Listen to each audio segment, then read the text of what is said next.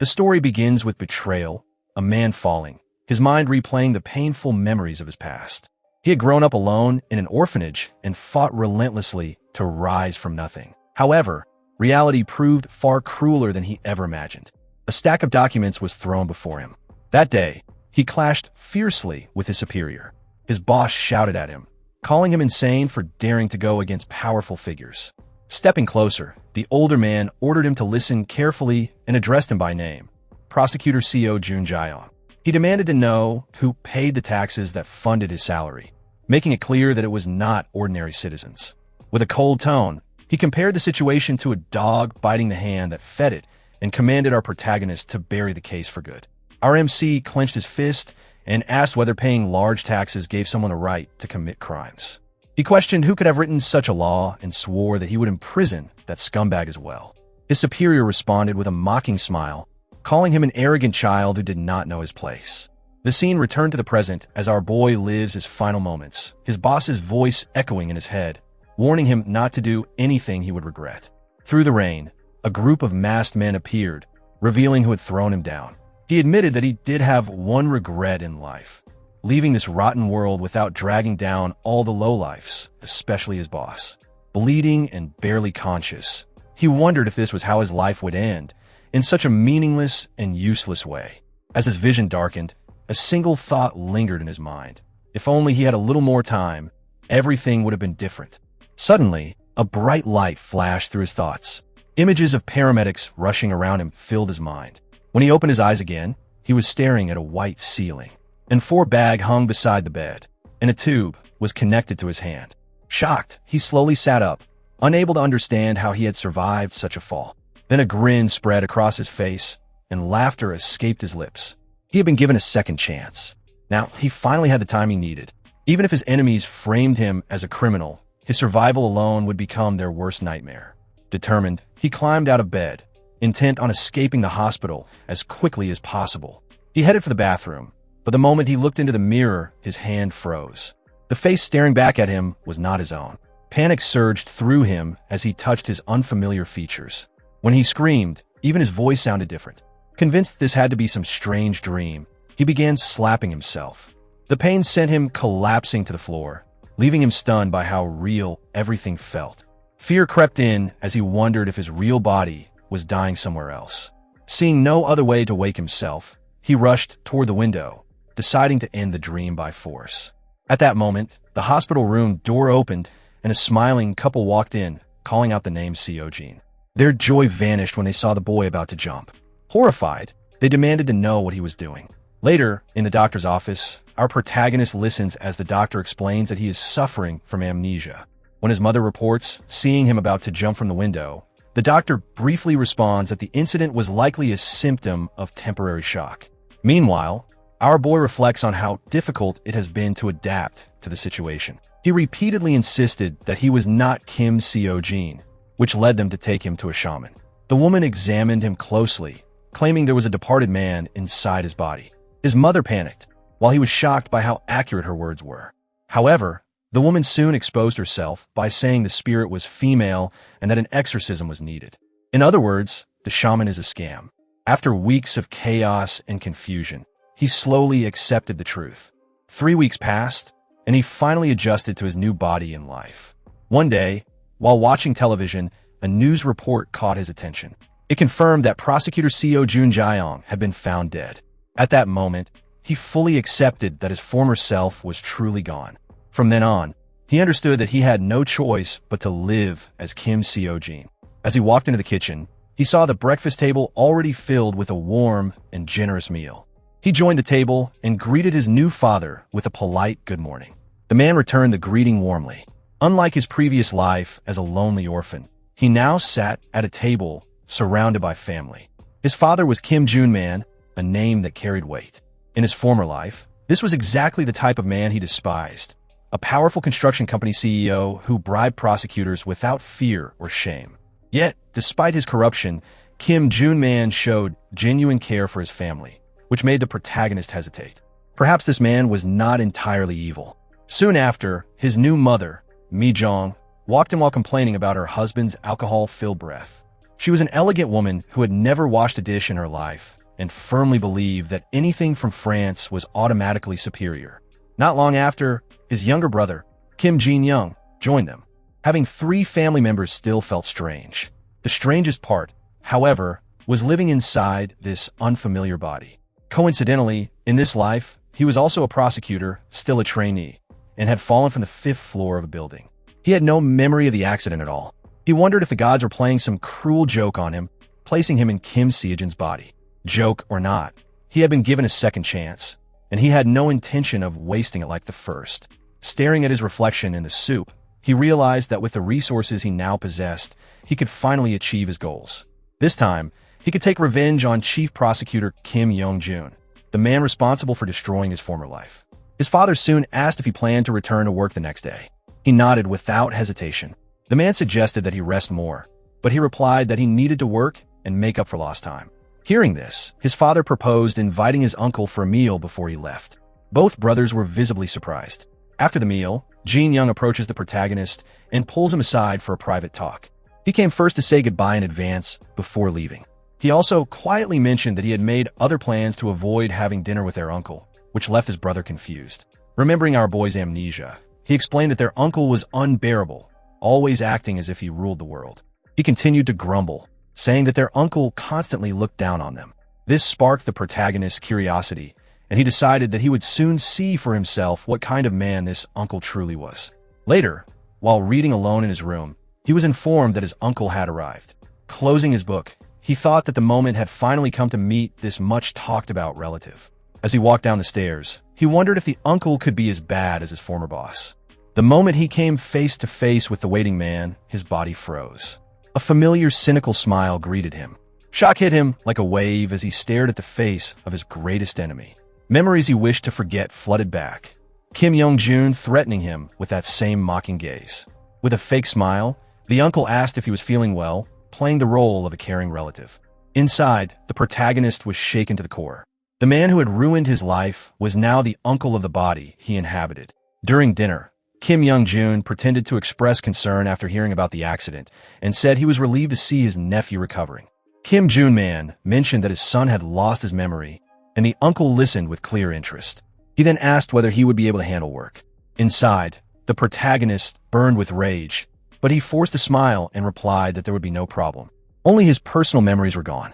Everything else remained, more than enough to carry out his revenge. Kim Yong-jun then offered to use his influence to transfer his nephew to Seoul, which immediately excited the father, who explained that his son had never liked the countryside. In response, the uncle calmly sliced his steak and asked our protagonist directly what he thought of the proposal. Our boy accepted without hesitation, secretly thinking he'd be crazy to end up in the same place as his former boss. With his hand resting on the knife, Kim Yong-jun suddenly changed the subject and asked whether his nephew truly remembered nothing about the accident. The protagonist denied it without hesitation. Satisfied, the uncle smiled, clearly pleased that the amnesia worked in his favor. The next day arrived quickly. With his belongings packed, the protagonist prepared to return to work. While carrying a box, his mind drifted back to the strange smile his uncle had shown during dinner. He wondered whether it was only his imagination or if that smile had hidden intentions behind it. Before he could think further, a voice interrupted him, asking if he was finished packing for the trip. It was Kim Yoon-jin, his uncle's son. By an ironic coincidence, he was also a prosecutor. Holding the box, the protagonist replied that he had forgotten something and started to walk past his family in the living room. However, his cousin stopped him and picked up a folder, asking if it was one of the cases he was studying. Kim Yoon opened the file with a smug smile, instantly making our boy tense. The cousin began reading the details and offered to explain everything, clearly enjoying the chance to act superior. The protagonist refused to help, but his cousin insisted, saying the problem with the case was the lack of evidence. As the cousin showed off his knowledge, the uncle watched from a distance and scoffed, finding it ridiculous that his son was trying to teach anyone. Kim Yong-jun calmly sipped his wine and remarked that his nephew would understand these things better with time. In turn, our boy grew thoughtful. He believed it would be difficult to win the case if it were handled as a simple assault. Kim Yoon stared at him mockingly and asked what he could possibly know about such a complicated case. Our protagonist calmly replied that it was hard to prove the victim was incapacitated by alcohol alone. Worse still, The two involved had met several times before and even exchanged romantic messages. The cousin smirked and admitted that this was exactly the argument the defense would use. At that moment, a confident smile appeared on our protagonist's face. He explained that if it were up to him, he would use Article 302 of the Penal Code during the prosecution. He stated that the man had deceived the woman by leading her on with promises of a serious relationship. That deception alone was punishable under the law, so there was no need to take the harder route. This insight made it clear that his cousin had been made to look like an idiot, and his uncle's face turned grim from the humiliation. Because of this, the protagonist's father asked his brother who was actually in the right. In response, Kim Young-joon said that both sides had valid points, causally explaining that the law could be interpreted in different ways. Then, as if nothing happened, he placed his glass on the table and said it was time to leave, as it was getting late. For a split second, our boy's parents first showed shock, but soon exchanged knowing looks, barely holding back their laughter after the uncle left. The next day, while on the road, our protagonist's father called him, laughing as he said he had never seen his uncle so flustered before. Our protagonist smiled as he ended the call, having been praised more than once. However, when he glanced at himself in the rearview mirror, a faint sense of guilt surfaced for the original owner of the body. Not long after, he arrived at the Gangwon District Prosecutor's office. As he walked into the building, he realized that the gloomy atmosphere was exactly what he had expected. Everyone looked exhausted and defeated. This place was known as the Dongnam Exile, where prosecutors were sent after losing major battles. He made his way to room 285, which belonged to Prosecutor Lee Mi-young. Stepping inside, he knows that this must be where Kim Seo-jin had once done his internship. A confident smile formed on his face as he thought it felt good to be back in the prosecutor's office. Suddenly, a sharp voice snapped at him, asking why he was standing there like an idiot. Lee Mi-young coldly warned him that since he was back from leave, he had better not embarrass him. With that, he slammed a thick pile of documents onto the desk. Our protagonist picked them up calmly and began to recite the details according to the man's instructions. The file involved a 40-year-old woman who had been drunk and died in a traffic accident. Our protagonist stated the time of the accident and confirmed that the driver had been observing the legal speed limit at the time. Because of this, Lee Mi-young asked if he had spent the past 3 weeks doing nothing and demanded a summary of the case. Our boy explained that the driver had been indicted but claimed the accident was unavoidable. In addition, they needed to prove it was avoidable. Hearing this, Lee Mi-young asked what the expected sentence was. Our boy answered that with a plea deal, the sentence would be 1 year in prison with 2 years of probation. Lee Mi-young frowns, asking if he had taken private lessons from his uncle during his break. Despite his irritation, he could not find a clear flaw to criticize. Instead, he asked whether the rookie had visited the accident scene. Our protagonist answered honestly that he had not. That was enough to set his superior off completely. Lee Mi-young shouted that a rookie prosecutor must always visit the crime scene and pointed toward the street, ordering him to go there immediately with no excuses. Outside, our boy reflected that he had been sent to the scene after barely an hour of work. Still, a smile crept onto his face. This was exactly the kind of real action he had been waiting for. As he began analyzing the case, he recalled that the accident had occurred on a shoulder road with a sharp curve. Standing there, he wondered how the driver could have taken that curve at 80 kilometers per hour. He crouched down and examined the asphalt, thinking that any normal driver would have slowed down and that something important might still be lying on the ground. His eyes lit up when he picked up a small piece of debris from the road. In his hand was a fragment of a car's side view mirror, something that could become a crucial clue in solving the case. The moment after he touched it, a strange vision flooded his mind. He saw a woman desperately begging for help. A man responded coldly, saying it was not a request, but a deal worth 200 million. The man inside the car was unsatisfied and raised the price to 300 million. After a brief pause, the woman agreed. Our boy frowned in confusion. Since his reincarnation, touching certain objects allowed him to see fragments of their past. Holding the broken mirror, he wondered if what he had just seen was connected to this case. The words favor and 300 million echoed in his mind, stirring his curiosity. It was becoming clear that this was no ordinary traffic accident. Still crouched on the ground, he expresses limitations of his skill. Just then, a voice called out, pulling him back to reality. Our protagonist sees a man and a woman looking puzzled as they ask what he is doing. With a nervous smile, he quickly hid the mirror fragment to avoid suspicion and replied that he was just checking the scene. Shin Jong-sung asked where he had been hurt, saying that even his cousin did not know the details. He brushed it off, replying that he had only suffered a few minor injuries. When our protagonist asked why they had come, Shin responded with a complaint, saying they had been pushed out of the office because everyone at the branch disliked them. Our protagonist understood that among exiled prosecutors, a wealthy rookie like himself was bound to be resented. His colleague then suggested they wrap things up quickly, having heard that it was just a simple traffic accident. Our protagonist told them to wait at a nearby cafe, but Shin asked why they did not just leave. Our protagonist replied that there were still things to check and that he would not be leaving anytime soon. Annoyed by his attitude, Shin demanded to know what his problem was and why he was acting so strangely. Nearby, Lee So-hee watched with concern, unsure how to step in. Our protagonist let out a mocking laugh, finding his colleague's behavior pathetic. He removed the hand from his shoulder and said the case was his responsibility. If Shin was not interested, he was free to leave. Shin stared at him in shock and snapped back, asking if he wanted to ruin his debut just to feel bold. He continued, saying that the opposing lawyer was a friend of his father, someone he used to beg for help. Our boy found it ridiculous that a prosecutor in his 30s was trying to intimidate him using his father's connections. With a confident smile, our protagonist told him to send a message once he got home, clearly unafraid. Then, with a sarcastic grin, he added that Shin should ask his father's friend to pick a fight with the great Kim Seo-jin. Enraged by the mockery, Shin Jong-sung grabbed him by the collar. Seeing the situation escalate, Lee So-hee interrupts them, telling them to come find her at the cafe once they're done bickering. Grinding his teeth, Shin Jang-sun releases him and storms off. Later, inside the car, Shin Jang-sun decides to call our boy's cousin, the chief prosecutor's son, to deal with the issue. Meanwhile, Lee So-hee wonders why our protagonist is trying so hard, while Shin, on the phone, angrily demands to know what happened to him. Lee So-hee had always thought our boy was cocky because of his background, but now she wasn't so sure anymore. Still, she quickly dismisses the thought, believing his new attitude won't last long. Back at the accident scene, our protagonist watches his colleagues leave until he is finally alone.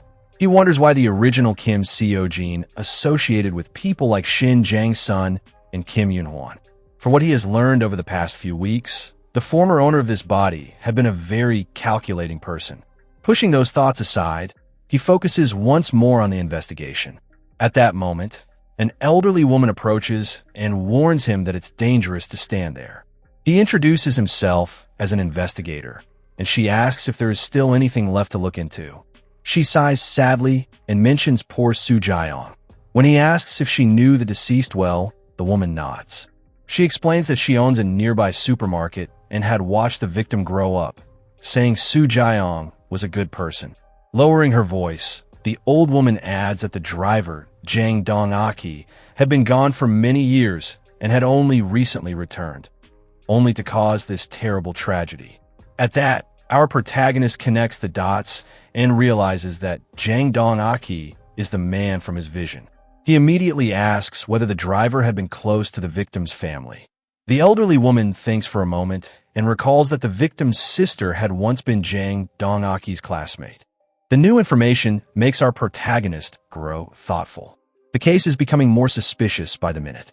Back in his car, he calls an officer and asks him to investigate the financial situation of the victim's family. He specifically requests a review of the sister's call records and any deaths connected to her. As he drives away, he feels that the scattered pieces of the puzzle are finally starting to fall into place. According to the file, the victim was Woo Soo Jae-yong, 41 years old, divorced for 7 years. She had worked day and night to raise her 2 children alone, without any support. On the day of the incident, there had been a staff dinner at the restaurant where she worked. After the gathering ended, she headed home alone, and the so-called accident occurred along the way. The scene shifts to the restaurant, where our protagonist asks the owner whether the dinner had been arranged at the last minute. The owner, Kim Suk, denies this and explains that staff dinners are always announced several days in advance. Our protagonist then asks about the money the owner gave Woo Soo Jae-yong and requests the exact amount. Kim Suk replies that he gave her 100,000 won. Our protagonist finds the amount unusually high, especially since her home was very close. The owner explains that Woo Soo Jae-yong was extremely frugal and often walked even short distances to save money for her children. That night, since it was already late, he insisted she take a taxi to ensure her safety. However, he later saw her get out of the taxi just after turning the corner, choosing to walk the remaining distance home. Filled with regret, The owner says that if she had stayed in the taxi, she would still be alive. Silently, our protagonist writes down the key points. With this information, he concludes that anyone who intended to harm her could easily predict both her schedule and her route. Back in the car, he studies the file of the victim's sister, Woo Soo-jin, 45 years old and unmarried. She owned a small, struggling restaurant and was buried under a debt of 120 million won owed to dangerous loan sharks. He then reviews the driver's profile. Jang Dong-aki had attended the same school as Woo Soo-jin and had 2 prior convictions for violence, along with a debt of 30 million won. He had also returned to town only recently. Although there was no direct proof of contact between them, our protagonist finds it highly likely that they had met. Suddenly, something catches his attention. Woo Soo-jaeong had taken out a life insurance policy for her children 1 year and 3 months earlier, worth an astonishing 1 billion won. His focus sharpens as he checks the beneficiary. To his surprise, the recipient of the entire insurance payout was the victim's sister. The scene shifts to the office, where Lee Mi-young receives a phone call from a superior who warns him about the opponent he will soon face. Lee Mi-young responds rudely, telling the man not to worry and hanging up without another word. He then turns to our protagonist and asks if he is ready for the first investigation of the day. Our boy responded positively. Lee Mi-young adds a warning that the opposing lawyer is a former senior prosecutor and advises him not to be intimidated. As our protagonist turns to leave, an uneasy feeling lingers in the man's chest. Just before he exits, Lee Mi-young calls him back one last time. The older man warns him not to make any mistakes. Our protagonist simply nods, the words echoing in his mind as he walks out. After he leaves, Lee Mi-young approaches the office window and looks outside with narrowed eyes. His gaze locks onto a man below, and he murmurs the name, Koo Sang-jin, with a serious expression. Outside, Shin walks through the parking lot toward a waiting car. From inside the vehicle, a voice greets him casually, asking if he finally made it. The man inside smiles arrogantly and thinks that he will not lose to someone like Lee Mi-young. As they walk together, Gus Song-jin remarks that the fresh air did Shin good, but Shin says he wants to return to Seoul as soon as possible. He then asks about the prosecutor he will be facing. Shin reassures him, saying it is just a rookie who has grown arrogant because his father is the head of Jong Construction Company. Hearing this, Gus Song-jin coldly states that the kid needs to be crushed so he can finally learn to fear the law. They part ways, agreeing to have a meal together after the meeting. Alone, Shin burns with hatred, remembering the humiliation he suffered at the hands of our protagonist, and feels the urge to get payback. The scene shifts to the door of interrogation room 302, where everything is about to unfold. Inside, our protagonist sits across from the suspect, waiting calmly. Moments later, the lawyer arrives, wearing a condescending smile that reflects his reputation for an impressive win rate. The veteran lawyer introduces himself as Gus Song-jin and casually hands over his business card. Our protagonist accepts it, while the older man silently assumes this trial will become the rookie's downfall. With a mocking tone, Gus Song-jin asks about our protagonist's age. The young man replies coolly that it is not something he needs to ask. Feigning apology, Gus Song-jin says he was only curious before suggesting they get straight to the point. He begins his argument by listing examples of unavoidable accidents, pedestrians appearing suddenly, or bicycles riding the wrong way. According to him, this case is no different. He advises them not to be greedy and to treat it as a simple accident. Before he can continue, our protagonist cuts him off. With a serious expression, he says he would like to ask Mr. Jang Dong a few questions. The suspect grows nervous and looks to his lawyer for guidance. Gus Song-jin tells him to answer and let the young prosecutor speak. Ignoring the lawyer, our protagonist goes straight to the heart of the matter. He asks about the suspect's debts and then follows up by questioning where he got the money to hire such an expensive lawyer. Gus Song-jin immediately bristles in anger. With a slight smirk, our protagonist apologizes, saying he was simply curious, using the lawyer's own words against him. Inside, Gus Song-jin burns with rage, unable to believe that this arrogant rookie would dare act this way. Meanwhile, our protagonist remains calm, deciding to see how long the lawyer can keep up his act.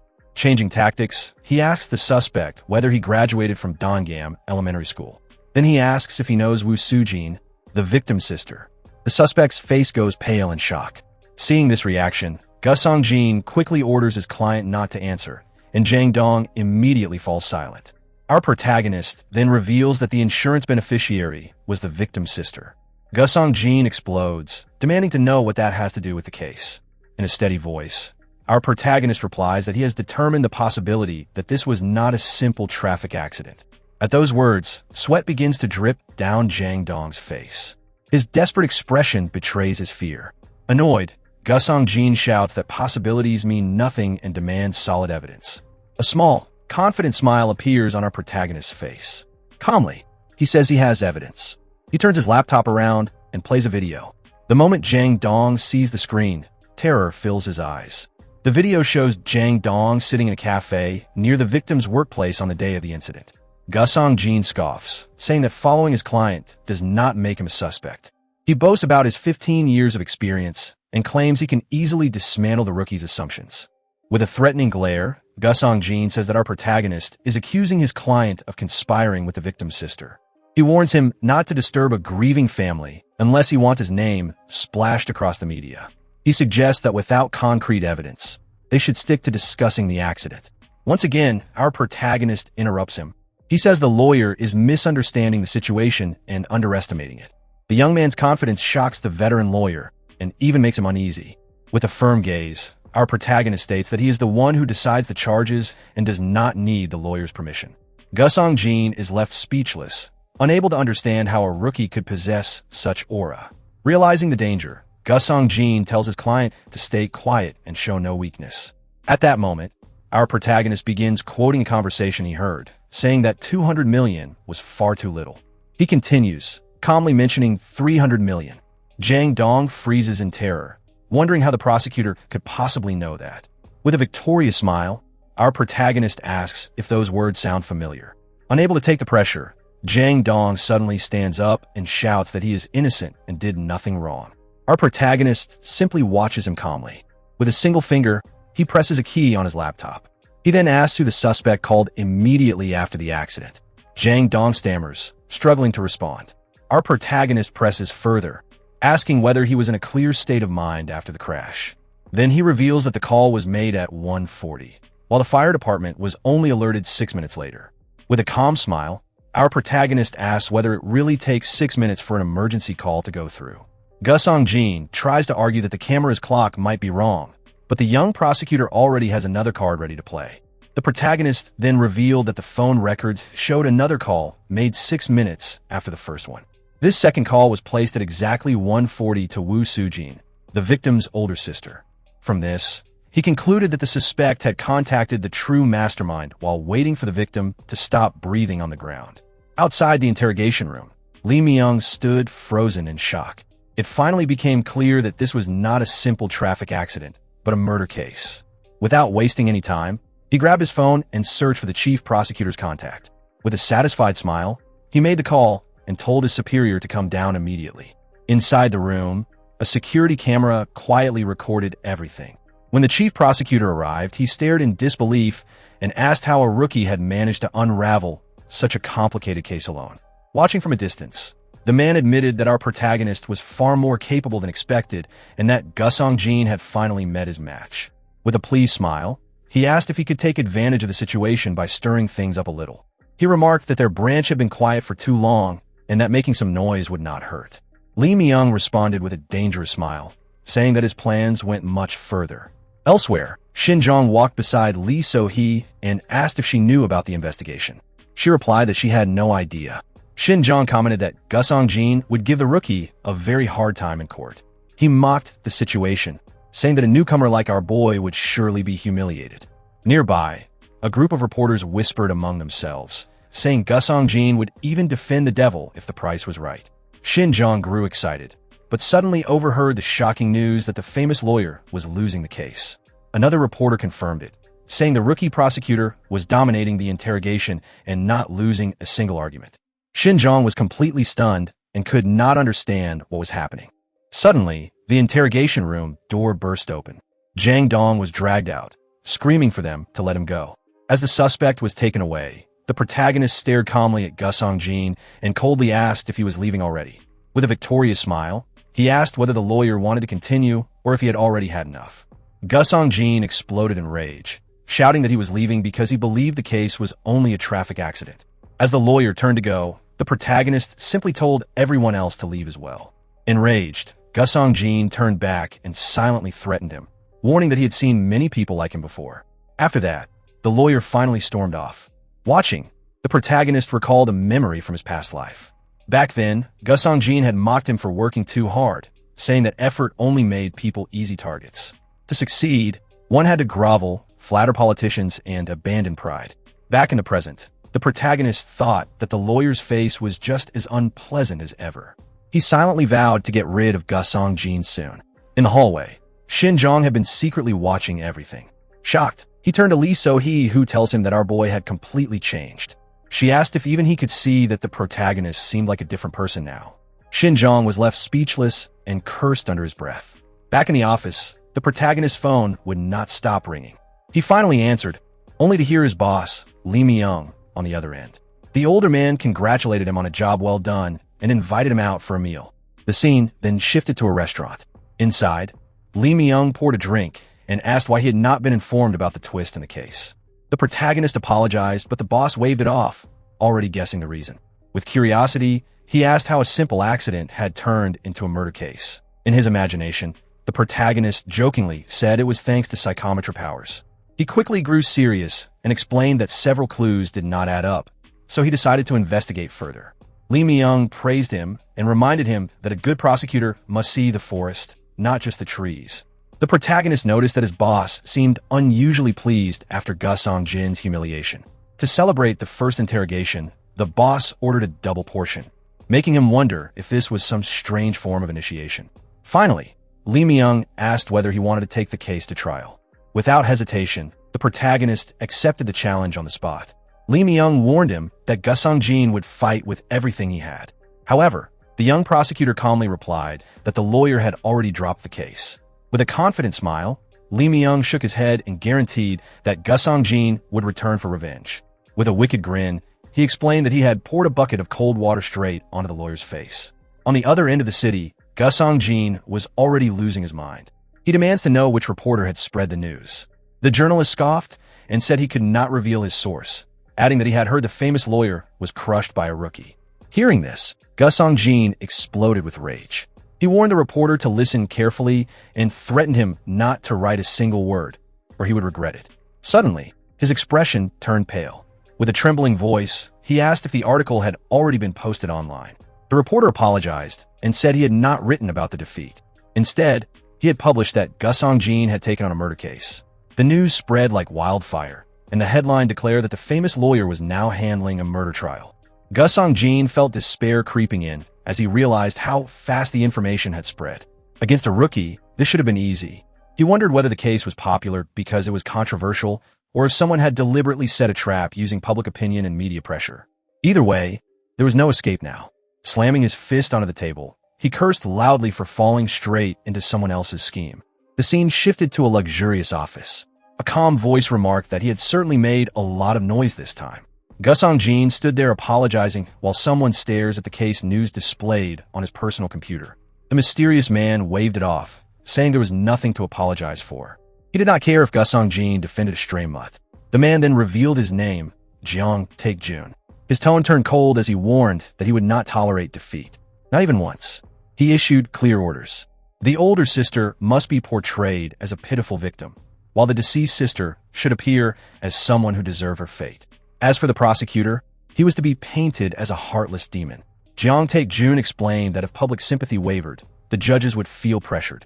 He reminded Gu Songjin that clients did not care about morals, only results. He ordered him to win at any cost and warned that if he could not win such a trivial case, there would be no place for him in the company. Soon, the media war began. Reporters surrounded Gu Songjin with flashing cameras, bombarding him with questions about the pressure of taking the case and rumors surrounding the insurance money. The lawyer immediately put on his act. He questioned what evidence existed to accuse a grieving family. When a reporter asked whether he was claiming the sister was innocent, Gu Songjin replied that everything was merely an allegation from the prosecution. He emphasized that no fingerprints had been found and reminded everyone of the principle of presumption of innocence. He accused the prosecution and the media of treating the woman as guilty before the trial had even begun. With a flawless performance, he bowed slightly and begged the reporters to show moderation. Yet, behind his calm gaze tells a different story. The media erupted. Headlines praised the famous lawyer for taking on a case with no physical evidence. while criticizing the prosecutor as reckless. In the visiting room, Gusong-jin met Woo Soo-jin. Wearing a confident smile, he promised to prove her innocence. However, he demanded half of the insurance money in return. The proposal left her completely shocked. He pressured her to tell the truth and demanded to know how and why she harmed her own sister. He claimed this was the only way to secure her acquittal, leaving her with no escape. Finally, she broke down and confessed. She admitted she needed money to pay her debts and felt trapped at rock bottom every single day. She recalled the moment her sister handed her the life insurance policy and named her as the sole beneficiary. From that day on, greed slowly consumed her. For a brief moment, she lost her sanity to the thought of the money. Crying, she said she only wanted to take care of her nephews and give them a better life. Overcome with regret, she collapsed into tears and begged her deceased sister for forgiveness. Gusong-jin watched her coldly as she cried uncontrollably, covering her face with trembling hands. With fear in her eyes, she asked whether she could truly be considered innocent after everything she had done. With a confident smile, Gusong-jin told her not to worry. He would take care of everything. Soon after, the media exploded once again, praising the lawyer as a hero while condemning the prosecutor as reckless and cruel. In his office, our protagonist sipped his coffee while thinking about how quickly the JTJ law firm had begun twisting public opinion. He calmly placed the mug back on the table, confident that such shallow tricks could not hide the truth for long. He swore to destroy every lie at today's trial. Soon after, inside the elevator, he received a call from his younger brother, who wanted to chat. He asked if our protagonist had run into Jong-woo on the way. Our protagonist was confused, as the name meant nothing to him at first. Then he remembered that Lee Jong-woo was a high school friend of Kim Seo-jin and now worked as a cop. Our boy confirmed the memory, and his brother explained that he had met Jong-woo for the first time in a long while the day before. His brother said his friend had dragged him to the accident scene and then headed to Gangwon to meet him. Before hanging up, he warned him not to be surprised if Jong-woo suddenly showed up and wish him good luck at work. Almost as if it were a premonition, a man appeared in front of him and waved cheerfully, calling our protagonist. Our protagonist froze, shocked by the sudden appearance. The man asked if he still remembered him despite the amnesia, and our protagonist replied that he vaguely remembered his face. Then his buddy places a hand on his shoulder. With fierce determination, he swore that he would find whoever had pushed him off the 5th floor. Our protagonist questioned how he knew it was not an accident. Jong-woo replied that it was simply a detective's hunch. Hearing this, our protagonist reflected that nothing suspicious had appeared on the security cameras and that there was no record of who had called for help. He decided to investigate later and told Jong-woo to get in the car since he had a trial to attend. The two then drove toward the courthouse. Inside the car, his buddy asked why he seemed so serious. He found it strange that he was not listening to Girl Idol's music and asked if he truly remembered nothing. Because of this, he asked whether he had forgotten the $300,000 he borrowed from him. Our protagonist calmly replied that he remembered refusing to borrow it. Jong-woo smiled, realizing his friend remembered everything perfectly. Our protagonist felt relieved, thankful that the real Kim Seo-jin had at least one good friend by his side. Suddenly, his buddy's phone rang inside his jacket pocket. He answered and asked if there was any news about the Woo Soo-jin case. When he heard about Woo So-jaeon's cell phone, our protagonist immediately went on high alert. A strange vision flashed through his mind, and he wondered why his psychometry was activating so suddenly. He slammed the brakes, causing the tires to screech as the car rounded a sharp corner. At the courthouse, people whispered among themselves, wondering if the prosecution was just putting on a show as Gusong-jin had claimed. Reporters mocked that it would be impossible for a rookie to defeat a veteran lawyer in his very first case. One sneered that the prosecutor must have fabricated the case just to play detective. At that moment, our protagonist walked confidently into the courtroom. One reporter turned with contempt, only to realize the young man was already right behind him. Carrying a box of evidence, our protagonist passed by with a serious and unwavering expression. The journalist was stunned by his presence. It was hard to believe he was only a trainee.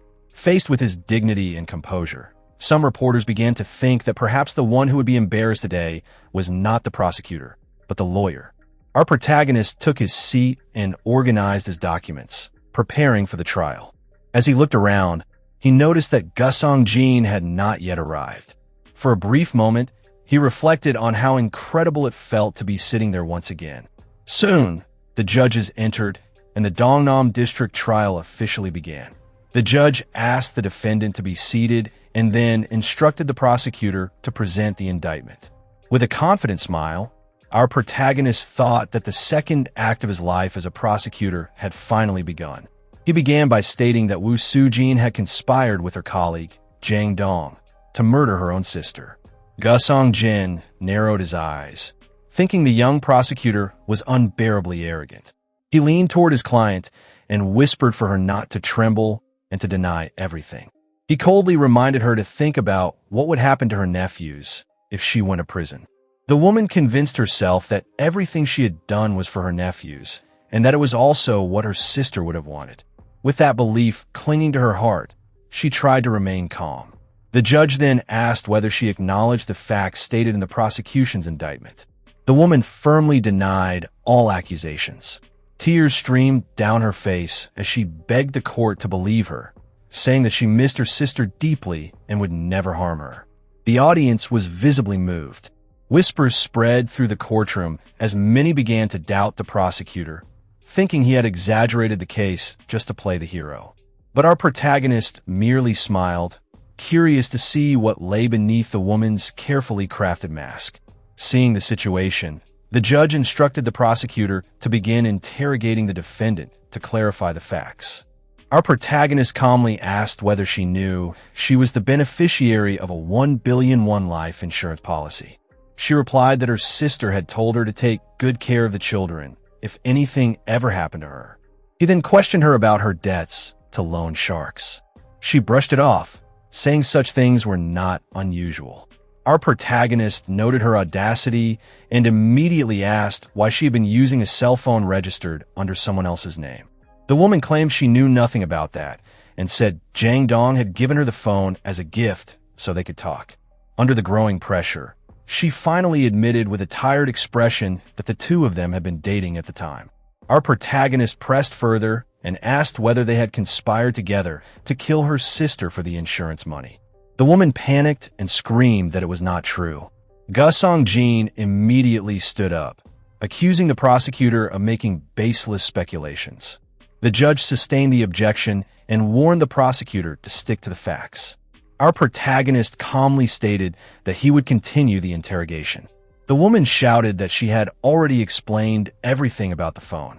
Gusong Jin prepared to object again, but the young prosecutor suddenly raised his voice and cut him off.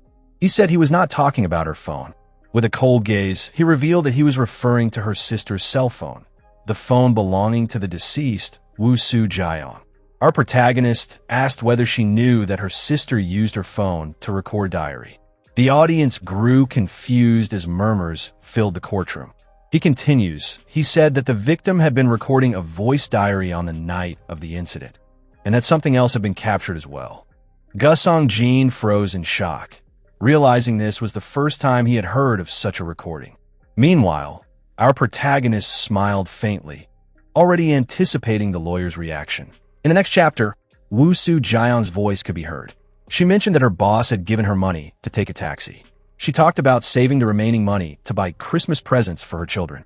As she walked, she wondered whether the children's father might show up, so she could finally talk to him.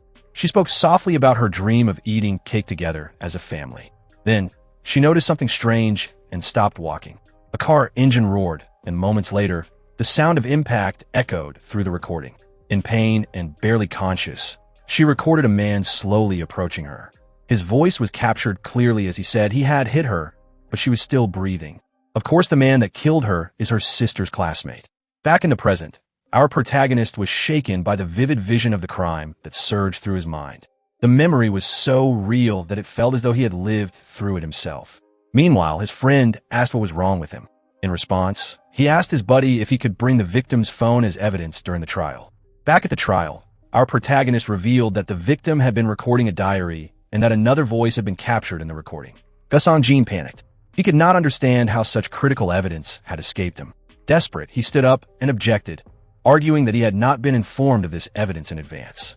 At that moment, our boy's friend stood up from the middle of the courtroom, holding the cell phone in his hand, ready to submit it. Our protagonist smiled faintly. His plan to corner the lawyer had worked perfectly. Holding the victim's phone, he formally requested the court to admit the evidence, stating that it was essential to uncovering the truth. Faced with the sudden appearance of new evidence, the defendant, Wu Sujin, completely lost control. Panic overtook her as she screamed that she had done nothing wrong and tried to rush forward. Because of this, the judge shouted for an officer to remove her. The audience was stunned. They had expected a fierce legal battle, but instead they were watching the defense crumble under pressure. The judge announced a 10-minute recess to decide whether the new evidence would be admitted. Gu Songjin was furious. His hands trembled as he slammed his fist against the table. The thought that his entire career could be ruined by a rookie made his blood boil. But as the anger settled, his eyes hardened. He swore to himself that he wouldn't board an already sinking ship. After the recess, the session resumed. The judge called both the prosecutor and the defense attorney forward and announced that the court would now decide on the admission of the cell phone as evidence. Without delay, the recording began to play throughout the courtroom. On the audio, Jang Dong's voice could be clearly heard, confirming that the woman was still breathing. Then came a mention of 300 million. The room fell into dead silence. Our protagonist turned to the defense attorney and calmly asked how he would respond, since the voice on the recording clearly belonged to Jang Dong. Gu Songjin knew that resisting now would only delay the inevitable. Even if rejected temporarily, the evidence would eventually be admitted. More importantly, his reputation could suffer even greater damage. Grinding his teeth, he chose to concede. The judge admitted the evidence and ordered the prosecutor to continue interrogating the defendant. Our protagonist asked Woo Soo-jin what the recording meant. She kept her head lowered and said nothing. The recording continued to play. Her voice could be heard complaining that the victim was not dying fast enough. She talked about the money and even mentioned wanting a luxury handbag. The courtroom erupted in outrage. At that moment, her sister's ex-husband stood up, shaking with rage. Tears streamed down his face as he screamed that she had taken a life for something so disgusting. He demanded to know how she dared call herself human. Officers rushed in to restrain him as he struggled. But Woo Soo-jin glared at him with pure hatred. She blamed him for everything, accusing him of abandoning the family and refusing to support the children. With a twisted smile, she admitted that her sister never trusted him, which was why she placed the insurance under her own name. The man collapsed in despair as guards dragged him out of the courtroom. The judge then asked the defense attorney whether he wished to cross-examine the defendant. Gu Songjin remained silent and declined, looking completely defeated. The first hearing was adjourned. The next session was scheduled for 10 days later at 2 in the afternoon. Outside the courtroom, Gu Songjin glared at our protagonist with hatred and vowed that he would pay for this humiliation. Our protagonist only smiled calmly and replied that they would not meet again because the lawyer was finished. Shortly after, he received a call from his boss, Lee Mi-young. He confirmed that the hearing had ended. When asked whether there were any mistakes, he replied calmly that everything had gone perfectly. But before he could leave, reporters surrounded him, bombarding him with questions about how he uncovered the crime. Caught off guard, our protagonist struggled to find the right words. The scene shifted to the next day. A newspaper was slammed onto a table. His mother jumped in surprise and asked her husband what was going on. Smiling proudly, the man pointed at the newspaper and told her to read the headline. She read aloud about a murder case uncovered by a rookie prosecutor. Halfway through, her eyes widened in shock when she realized the prosecutor was none other than their son.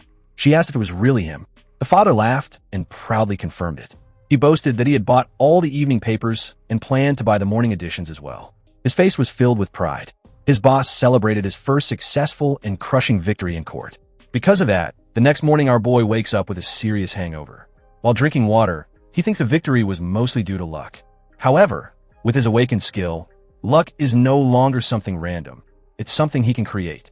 Speaking of luck, he notes that today is the day the new postings will be announced, and he hopes to be assigned somewhere in the capital, Seoul. While checking the calendar, our boy suddenly realizes it isn't open, which leaves him puzzled.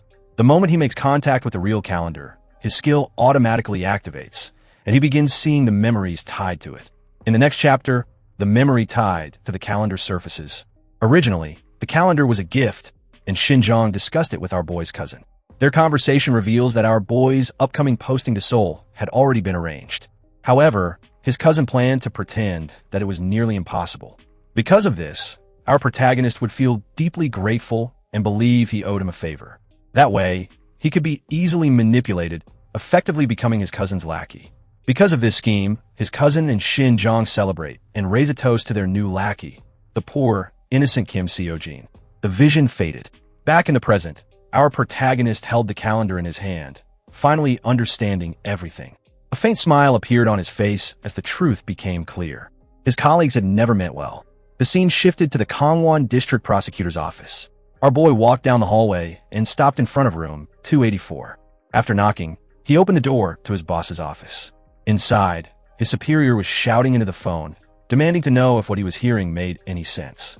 Lee Myung was furious, yelling that it did not matter how large the office was because that place was nothing but exile for prosecutors. He snapped at the person on the other end of the line, telling them to come work there themselves if they liked it so much. With a sharp curse, he slammed the phone down. Our protagonist greeted him calmly, announcing that he had arrived for work. With a serious tone, Lee Myung asked if his father's younger brother was Chief Prosecutor Kim Young-jun. The young man confirmed it without hesitation. The superior sighed and admitted that he could look the other way and use his connections to help him. He explained that while nothing was official yet, the next assignments for rookie prosecutors were almost finalized. However, the real problem was that if nothing changed, he would remain stuck in Dongnam indefinitely. He warned that staying there too long would stain his career. He strongly advised him to use his family influence and leave as soon as possible. Our protagonist listened quietly, giving no reaction. Then, to his boss's surprise, he calmly said that he had no intention of leaving. Lee Myung-soo stared at him as if he had suddenly grown a second head. The young man explained that he didn't want to rely on connections. He wanted to learn properly and directly from his boss. He knew better than to become a lackey for his cousin. Instead, he preferred to keep a low profile and slowly build his reputation and strength. Faced with such an answer, the boss simply told him to do whatever he wanted and turned away. An office colleague laughed quietly and commented that the boss was only acting tough because he felt embarrassed. Our protagonist watches, and a faint smile appears on his face. As Lee Myung walked away, he wondered what on earth he could possibly teach a kid like that. Still, he decided that someone like him should not be left to rot in that place. At the very least, he felt certain the young man would never betray him. The scene shifted to a meeting room, where a colleague remarked that our protagonist's situation was pretty bad. Shin Jong scoffed, calling it exile, and suggested he use his uncle's influence to escape. He continued mocking him, saying that since he was talented, he would soon be transferred somewhere better anyway. He even bragged that if he had been given the chance, he could have solved the previous case all by himself. At that moment, Lee Myung stormed into the room and angrily told him to shut up, threatening to deal with him on the spot. He turned toward the young man and demanded his name so he could scold him properly. He then slammed a file onto the table and put him on the spot, asking how he would handle the case.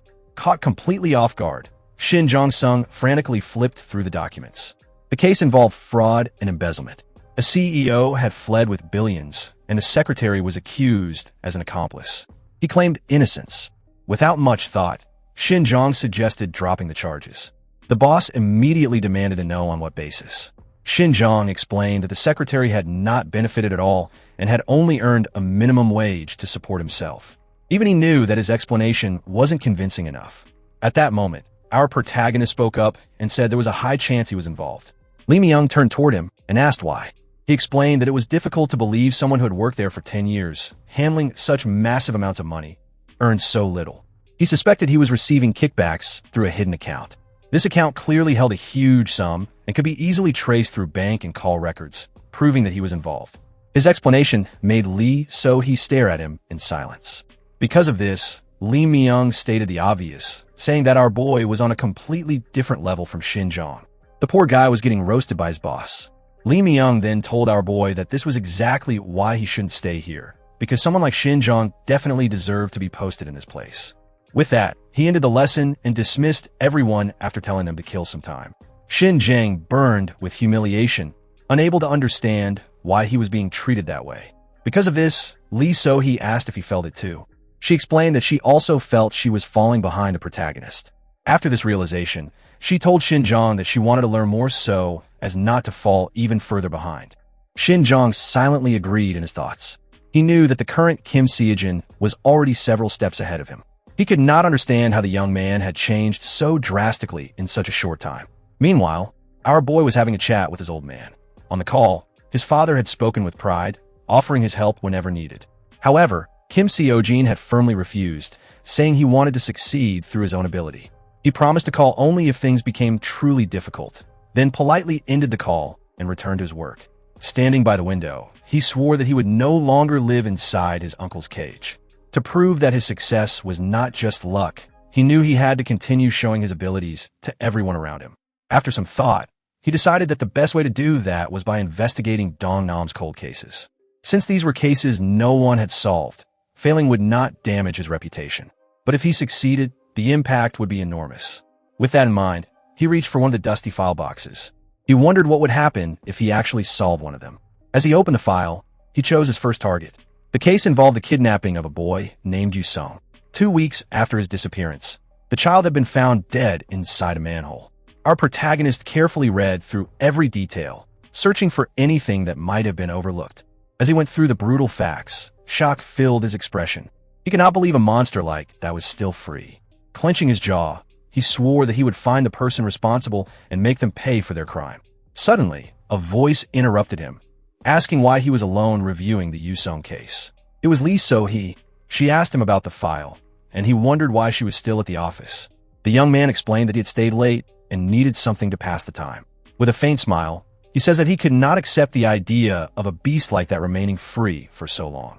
Lee So-hee agreed, saying the criminal needed to be caught as soon as possible. She then admitted that she regretted not approaching him earlier. Our boy notices that she has been assigned to headquarters, but he believes they will still see each other. Our protagonist said he planned to visit the detective in charge of the Yusong case. Lee So-hee was surprised that he was leaving immediately. After hesitating for a moment, she shyly offered to go with him. Holding the file box, he thought it over briefly before agreeing. The scene shifted to the office of Chief Prosecutor Kim Young-jun. His son questioned why his cousin had not been transferred to Seoul. In response, his dad assumes it was retaliation from the JTJ law firm. With a mocking smile, he remarked that the boy had become arrogant even before officially becoming a prosecutor. At that moment, his son realized this was revenge for losing to lawyer Gus Song-jin. Kim Young-jun admitted that he had allowed it on purpose to create a debt. He said that soon, our protagonist would be forced to request a transfer. Putting out his cigarette, he added that once the young man arrived in Seoul, he would place him under his son's supervision. He instructed his son to train him well so that he could not act independently. The son agreed. Almost as if predicted, Kim Young-jun's phone rang. On the other end, his brother, our protagonist's father, reminded him of the promise to help transfer his son to Seoul. However, to his shock, the father said it was no longer necessary. He explained that his son wanted to stay in Dongnam and that a little hardship would be good for him. He thanked Kim Young-jun for the concern and ended the call. Left behind, Kim Young-jun was furious after comparing his son to his nephew. The more he thought about it, the more pathetic and annoying his son seemed in comparison. Unable to contain his frustration, he told his son to get out of his sight. With a cold smile, Kim Young-jun wondered how his nephew dared to reject his will and remain in Dongnam. Hatred filled his eyes. He would not accept being challenged by a rookie. No matter what, he swore to bury Kim Seo-jin forever. The scene shifted to a bright, sunny street. People turned their heads, whispering in admiration and wondering if a celebrity had appeared. The two drawing attention were none other than our protagonist and Lee So-hee. He commented that she attracted attention wherever she went, and, judging by her expression, it seemed she was already used to it. Our protagonist finally notices his friend overhearing the conversation. He hears him reassure the worried men that the case was just a simple runaway, not a real missing person case. Meanwhile, our protagonist realizes it is a missing person case. Turning to our protagonist, Lee Jong-woo was about to say something but froze mid-sentence when he saw Lee So-hee. Curious and flustered, he begins asking our boy about her, only to learn that she is a prosecutor like him. With a friendly smile, Lee So-hee introduced herself as a prosecutor from the Dongnam office, leaving the young man visibly shocked. His buddy responded with a charming grin, proudly flashing his card as he introduced himself as a detective from the Violent Crimes Unit. He spoke with clear pride in his position. Meanwhile, our protagonist quietly turned away, knowing that dealing with a love-struck guy was hell. As he moved forward, something metallic caught his eye. Right in the middle of his path lay a small metal ring. He picked it up. The ring had a strange and distinctive design, with a golden star engraved at its center. In an instant, a vision flooded his mind. He saw a boy in it with his hands bound, wearing that same ring. A hooded figure stood nearby, watching silently. The man stepped forward and, with a gloved hand, violently grabbed the boy's face. The vision ended with our boy witnessing a bone-chilling scene. Back in the present, our protagonist staggered slightly, shock written across his face. He immediately realized that what he had just seen was a memory connected to the Yusong case. However, he becomes confused. That ring was never listed as evidence in the case files. At that moment, his friend walked over and casually said that the ring likely belonged to a detective called Young Min-gu and that he must have dropped it. Our protagonist was stunned. His friend confirmed that the man was the lead detective on the Yu-sung case. Holding the ring tightly, our protagonist struggled to process what this meant. Later, at the police station, he finally met Detective Young Min-gu in person. The two formally introduced themselves, and soon after, Lee So-hee also introduced herself as a prosecutor from the Dongnam branch. The detective invited them to examine the evidence, but our protagonist stopped him first. He showed him the ring and said he heard it belonged to him. The detective's expression changed instantly. He looked shocked and asked how the ring had ended up there. After a brief pause, the detective nervously agreed and thanked him for returning the ring. However, our protagonist could tell immediately that the man was lying. The question that troubled him was simple yet terrifying. Why did a detective possess an item so deeply connected to the crime? The scene shifted to the police station's evidence storage room. On the table lay the remaining evidence from the case, including a rope and a blood-stained hammer. Detective Young Min-gu explained that most of the victim's injuries were caused by the hammer. Our protagonist calmly pointed out that one of the victim's eyes had been removed and that the weapon used for that act was never found. The detective replied that no additional evidence had been discovered and referred to the culprit as a meticulous scumbag. Our protagonist said if that was truly everything.